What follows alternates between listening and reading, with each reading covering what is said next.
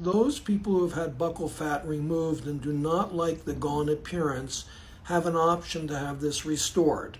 Several years back, probably about 5 years ago, we published an article on buccal fat augmentation. And we were doing this primarily in patients who had lost buccal fat with aging, and we could put the fat back in. Now, the buccal fat is not below the skin, it's below the muscle. So in order to access this, we've developed an approach where a needle puncture is made at the corner of the mouth. We tunnel not under the skin, but under the lining, and then we pop into the buccal space and we can restore it that way. Other ways to get to the buccal fat pad are through a little teeny puncture in the sideburn area and literally going under the bone of this arch, you're in the buccal fat pad. It's not necessary to do that complex procedure.